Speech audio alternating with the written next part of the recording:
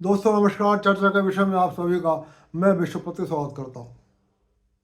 चर्चा के विषय में आज एक उस खतरनाक पल की चर्चा कर रहा हूँ जो अमेरिका और ईरान के युद्ध में 2 मार्च की रात को अचानक आ गया था। और ये एक ऐसा पल था कि यदि कुदरत ने चाहा होता तो शायद ईरान इस युद्ध का विजेता हो जाता, अमेरिका इस युद्ध को छोड़कर भी जा सकता था, या अमेरिका और इजराइल मिलकर कोई ऐसा कठोर फैसला कर सकते थे कि दुनिया को हिरोशिमा और नागासाकी की याद आ जाती। ये पल आया 2 मार्च की रात को। मैं उससे पहले कि आपको उस पल के बारे में बताऊं, बिहार में एक घटनाक्रम तेजी से घूम रहा है कि बिहार के मुख्यमंत्री नीतीश कुमार अब से कुछ ही देर बाद राज्यसभा के लिए नामांकन करने वाले हैं। अचानक कुछ लोगों ने ये चर्चा शुरू कर दी कि ये तो होना ही था और भाजपा को नीतीश कुमार को हटाना था और अब वहाँ पर भाजपा को अपना मुख्यमंत्री बनाना था। मैं आपको बता दूं कि इसमें जो कुछ भी हो रहा है इसमें कुछ भी अप्रत्याशित नहीं है, ये सब कुछ पूर्व निर्धारित है। बिहार चुनाव से पूर्व ही एनडीए में इस बात की सहमति बन गई थी कि बिहार विधानसभा का चुनाव नीतीश कुमार के नाम पर लड़ा जाएगा। नीतीश कुमार की उम्र अब उनके स्वास्थ्य पर हावी होने लगी है, इसलिए चुनाव के बाद नीतीश कुमार राज्य का मुख्यमंत्री पद छोड़ देंगे और नीतीश कुमार का बेटा निशांत राजनीति में उसका पदार्पण हो जाएगा। ये सब कुछ पहले से अटकलें थी, पहले से पब्लिक डोमेन में थी। फिलहाल वो समय नज़दीक आ गया है। कई दिन से यह बात चल रही थी, कुछ लोग कह रहे थे ये सब बुरा ना मानो, होली है, इसका खेल है, लेकिन ये सब कुछ निश्चित था। और आज अंततः अब से कुछ देर बाद ही नीतीश कुमार नॉमिनेशन करने जा रहा है। बिहार का अगला मुख्यमंत्री कौन होगा यह भी देखना बाकी है। संभावना इस बात की है कि बिहार का अगला मुख्यमंत्री भारतीय जनता पार्टी का होगा। लेकिन मैं यहाँ पर भारतीय जनता पार्टी को एक सलाह जरूर देना चाहूँगा। जिस तरीके से 2017 में जब योगी जी ने उत्तर प्रदेश को संभाला था, उत्तर प्रदेश एक बीमार राज्य था और उत्तर प्रदेश में कानून व्यवस्था नाम की कोई चीज नहीं थी। हालांकि बिहार के अंदर पिछले अनेक वर्षों से नीतीश कुमार की सरकार है, लेकिन तब भी बिहार की स्थिति हम उतनी अच्छी नहीं कह सकते जितनी अच्छी उत्तर प्रदेश की है। बिहार को संभालने के लिए एक कठोर शासक की जरूरत है। मैं ये भी कह सकता हूं कि बिहार को संभालने के लिए एक डुप्लीकेट आदित्यनाथ योगी की जरूरत है। इसलिए मैं भाजपा हाईकमान से कहूँगा कि यदि वो बिहार की जनता के हितों को ध्यान में रखकर फैसला करना चाहते हैं तो वहाँ का मुख्यमंत्री चुनने से पहले मुख्यमंत्री की क्षमता, मुख्यमंत्री की शैली और मुख्यमंत्री की अभी तक की जो उसकी कार्यप्रणाली रही है उसका अध्ययन जरूर कर ले, क्योंकि एक कड़क मुख्यमंत्री ही बिहार को संभाल सकता है। तो फिलहाल जो लोग अटकलें लगा रहे हैं कि नीतीश कुमार के साथ धोखा हो गया, भाजपा ने नीतीश कुमार को हटा दिया, उनसे मैं कहना चाहता हूँ आप अटकलें लगाने के लिए स्वतंत्र हैं, लेकिन जो घटनाक्रम हो रहा है उसमें किसी भी प्रकार का आश्चर्य नहीं है, ये सब कुछ पूर्व निर्धारित था। दोस्तों, कतर के अंदर अमेरिका का एक बहुत बड़ा अल उदीद एयरबेस है। यह इतना बड़ा एयरबेस है कि इस पर अमेरिका के 10,000 सैनिक हर समय रहते हैं। यही नहीं, पूरा युद्ध का जो कमांड सेंटर है वो इस अल उदीद एयरबेस पर बना हुआ है। अमेरिका जिन दो चार पॉइंट से ईरान पर हमले कर रहा है, या ईरान, अमेरिका और इजराइल मिलकर जिन दो चार जगह से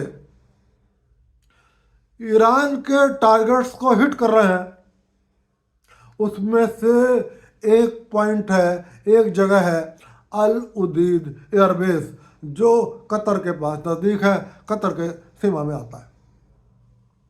2 मार्च की रात को एक पल ऐसा आ गया था जब युद्ध का नक्शा बदल सकता था, और अचानक वहां इतना बड़ा घटनाक्रम हो सकता था कि अमेरिका में वाशिंगटन से लेकर दूर तक हाहाकार भी मच सकता था, क्योंकि अमेरिका युद्ध तो सब जगह कर सकता है, लेकिन अमेरिकी जनता की एक विशेषता है, वो अपने विमानों का नुकसान सह सकती है, वो अपने मिसाइलों का, अपने बमों का नुकसान सह सकती है, लेकिन जब उसके सैनिकों की जान जाती है तो अमेरिका की जनता अमेरिका की सरकार पर दबाव डालती है। और इसीलिए आपने पिछले काफ़ी युद्धों में देखा होगा, अमेरिका की एयरफोर्स चुनाव लड़ती है, अमेरिका की नौसेना चुनाव लड़ती है, अमेरिका फाइटर जेट से, मिसाइलों से हमले करता है, लेकिन अमेरिका अपनी सेना को उतारने से परहेज करता है। अल उदीद एयरबेस पर भी 10,000 सैनिक हैं, और आप कल्पना करिए कि यदि अल उदीद एयरबेस नष्ट हो जाता तो अमेरिका के 10,000 सैनिकों की जान खतरे में पड़ जाती।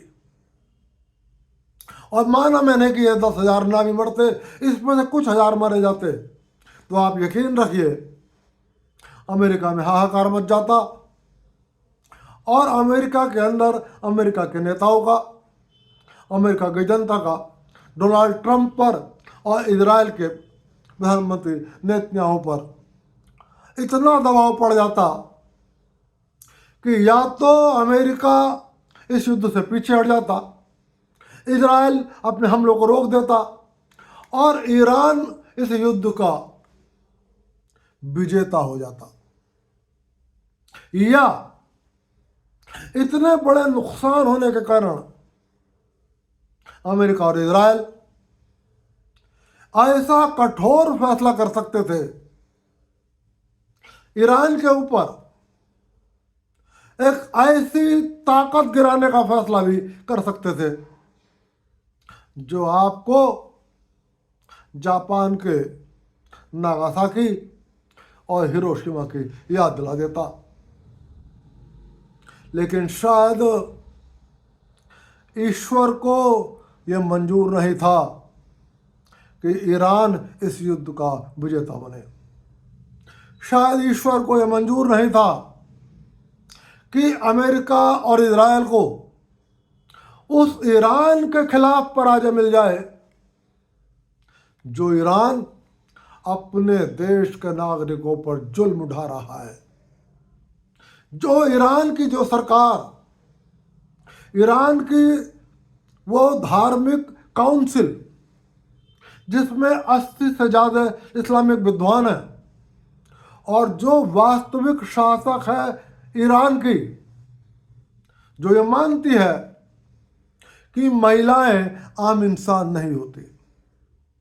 इस धार्मिक काउंसिल ने एक बार नहीं अनेक मर्तबा ये बात कही है कि जिस तरह से गाय, भैंस और बकरियां एक मादा जानवर होती हैं, महिलाएं भी इसी तरीके से मादा जानवर होती हैं, और महिलाओं के साथ एक जानवरों जैसा ही व्यवहार किया जाना चाहिए। ये धार्मिक काउंसिल की राय महिलाओं के बारे में ऐसी है। तो इतने जुल्म उठाती है ये अपने देश की महिलाओं पर। शायद इसीलिए ईश्वर को, कुदरत को यह बात मंजूर नहीं थी, और इसलिए ईरान इस युद्ध को जीतने से बस 2 मिनट, ध्यान रखिए, बस 2 मिनट दूर रह गया।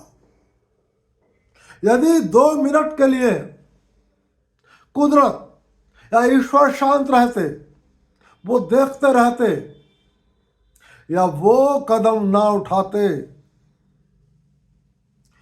तो इस युद्ध में वो घटना घटित हो जाती जब हम ईरान को जीतते हुए देखते, शायद इजराइल और अमेरिका को पराजित होते हुए देखते। 2 मार्च की रात को चारों ओर शांति थी। बात कर रहा हूं कतर के अल उदीद एयरबेस के आसपास की। समुद्र की लहरें अपने हिसाब से कल कल करके चल रही थी। किसी को अंदाजा ही नहीं था कि क्या होने वाला है, कि ईरान ने एक फैसला करा और ईरान ने अपने 2 फाइटर जेट Su-24 ईरान ने अपने 2 फाइटर जेट Su-24 को एक बेहद खतरनाक टारगेट को हिट करने का मौका दिया। दोनों विमान फाइटर जेट Su-24 राडार को चकमा देने के लिए बिल्कुल यह मानो कि समुद्र के पानी पर चल रहे थे, क्योंकि उनकी उस वक्त समुद्र के पानी से ऊंचाई मात्र 80 फीट की थी और वहां पर उस अमेरिकी एयरबेस पर जो राडार लगे हुए थे, वो राडार Su-24 जो ईरान के 2 फाइटर जेट थे उनको पकड़ने में नाकामयाब थे, क्योंकि उनकी ऊंचाई बहुत नीचे थी। वो 80 फीट की, पानी से मात्र 80 फीट की ऊंचाई पर थे और बहुत तेज गति से वो अमेरिका के अल उदीद एयरबेस की ओर जा रहे थे। मात्र 2 मिनट बचे थे। जो गति Su-24 की थी, मात्र 2 मिनट बचे थे। यदि उन्हें 2 मिनट और मिल जाते तो ये Su-24 अल उदीद एयरबेस को हिट कर देते, और यदि वो 2 मिनट मिलकर ये अल उदीद को हिट कर देते तो शायद कुछ ही सेकंडों में ये अमेरिका का एयरबेस अल उदीद अपने 10,000 सैनिक, संपूर्ण कमांड सेंटर, संपूर्ण मिसाइल, बम और फाइटर जेट्स को लेकर समुद्र की गहराइयों में समा जाता। लेकिन शायद मैं यही कहूँगा कि ईश्वर को, कुदरत को यह स्वीकार नहीं था। उसको लगा कि ईरान की महिलाओं पर जुल्म ढाने वाली सरकार को, ईरान की महिलाओं को जानवर समझने वाली सरकार को यदि जीत मिल गई तो यह मानवता के साथ अन्याय होगा। और तभी आसमान में कतर का F-15 उड़ रहा था। अचानक उसकी निगाह पड़ी और उसने देखा कि ईरान के 2 फाइटर जेट Su-24 बहुत तेज गति से वो अल उदीद की ओर बढ़ रहा है और वो राडार की सीमा को पार कर चुके हैं और बस मिनटों के अंदर वो अल उदीद पर हमला कर देंगे। कतर की सेना के फाइटर जेट के क्रू मेंबर्स जो F-15 को उड़ा रहे थे, उन्होंने आनन फानन में एक फैसला करा। उन्होंने स्थिति की गंभीरता को समझा और बिजली की फुर्ती से उन दोनों विमानों का टारगेट फिक्स कर दिया, उनको टारगेट लॉक कर दिया। और मात्र जब वो अल उदीद एयरबेस पर हिट करने ही वाले थे कि कतर के फाइटर जेट F-15 ने अपनी मिसाइलें छोड़ी और ईरान के उन दोनों फाइटर जेट Su-24 को आग के गोलों में तब्दील कर दिया और ईरान के दोनों ये विमान समुद्र की गहराइयों में जाकर समा गए। कतर की सेना को सैल्यूट करना चाहिए, संपूर्ण अमेरिका को, संपूर्ण इजराइल को और ईरान के उन करोड़ों जनता को जो इस क्रूर धार्मिक सत्ता को हटाना चाहती है। कतर की सेना ने, कतर के उन अनुभवी उन पायलट्स ने, F-15 को उड़ा रहे उस क्रू मेंबर्स ने, यदि बिजली के फुर्ती से ये निर्णय ना लिया होता तो 2 मार्च की रात को वो अनहोनी हो गई होती जो इतिहास में एक काले अध्याय के रूप में लिखी जाती। कतर की सेना ने इस जीत से एक बहुत बड़ा संदेश दिया है। यह संदेश पूरे ईरान को है कि कतर को एक छोटा सा मुल्क मत समझो। मुल्क छोटा हो सकता है, सेना उसकी छोटी सी हो सकती है, लेकिन इस छोटे से मुल्क की छोटी सी सेना जांबाजों से भरी हुई है। इस छोटे से मुल्क की छोटी सी सेना में आपात परिस्थिति में वो असाधारण निर्णय लेने की क्षमता है जो युद्ध की तकदीर को पलट देते हैं। हमने ईश्वर को तो धन्यवाद दे दिया, हमने कुदरत को भी धन्यवाद दे दिया, लेकिन सच पूछो तो ईरान की जनता पर यह कतर की सेना का एहसान है।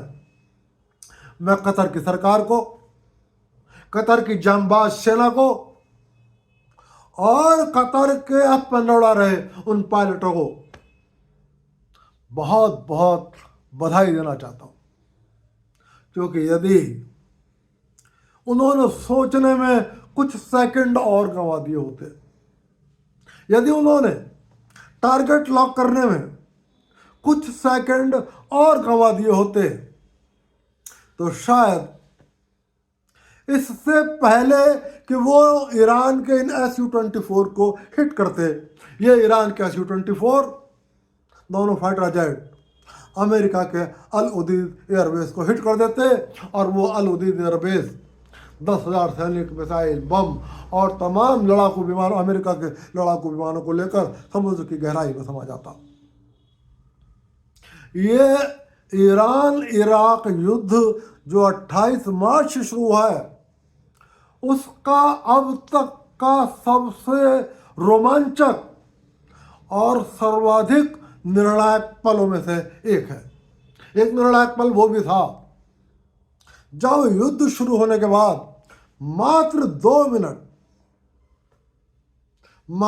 मिनट के अंदर ईरान के सर्वोच्च धार्मिक नेता आयतुल्लाह अली खामनेई मारे गए, जिनका मारा जाना ईरान की जनता के हितों में आवश्यक था, जिनका मारा जाना ईरान के चारों ओर जो सुन्नी मुल्क है, जो सुन्नी मुस्लिम जनता है, उसकी सुरक्षा के लिए उनका मारा जाना जरूरी था।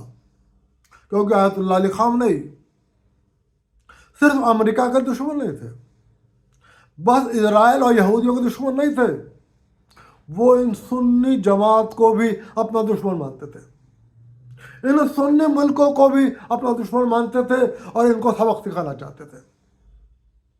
उसके बाद ये निर्णायक पल आया। फिलहाल चर्चा के विषय में आज की चर्चा यहीं तक। चलते चलते एक बार फिर कहूँगा कि दुनिया की जो भी ताकतें, चाहे वो कतर के अंदर हो, चाहे वो किसी सुन्नी मुल्क की हो, चाहे वो ईरान के अंदर की हो, चाहे इजराइल अमेरिका के अंदर की हो, उन्हें कतर की सेना को एक बार नमन जरूर करना चाहिए कि उसने युद्ध के हालात को पलटते पलटते देखते हुए रोक दिया। ईरान जो लगभग जीत के मुहाने पर पहुंच गया था, मैं ये भी कह सकता हूं कि जीत के दरवाजे तक पहुंच गया था, बस उसको जीत के दरवाजे पर कदम रखना था कि कतर के उन F-15 के पायलटों ने ईरान के जबड़े से उस संभावित जीत को रोक लिया। दोस्तों, आज के चर्चा का विषय में चर्चा यहीं तक। देखते रहिए आपको ईरान अमेरिका युद्ध में पल पल बहुत कुछ बदल रहा है। और सिर्फ यही नहीं, इस वक्त पूरी दुनिया के अंदर जियोपॉलिटिक्स में एक गेम चेंजर वैसी स्थिति है। वो देश जो सीधा युद्ध कर रहे हैं खतरे में वो भी हैं, जो युद्ध नहीं कर रहे खतरे वहाँ पर भी हैं। रोजाना हालात बदल रहे हैं। इन हालातों पर नित्य चर्चा को लेकर आपके पास आता रहूँगा। आपसे फिर कह रहा हूँ, आप किसी विषय पर चर्चा करना चाहते हो तो निश्चित रूप से कमेंट में बताना, मैं उस पर चर्चा करूँगा। और यदि आपको मेरी इस बात में कुछ जोड़ना है तब भी आप कमेंट में चर्चा करना, उस पर निश्चित उत्साह से चर्चा करूँगा। और मेरी किसी बात से असहमति हो तब भी कमेंट करना, तब भी मैं आपको अपने जवाब से संतुष्ट करने का प्रयास करूँगा। फिर मिलूँगा, फिर किसी विषय पर चर्चा करूँगा। तब तक चलते चलते आपसे निवेदन कर रहा हूँ, वीडियो पसंद आए लाइक कर देना, चैनल को सब्सक्राइब कर देना। आप सभी को विश्वपति का नमस्कार।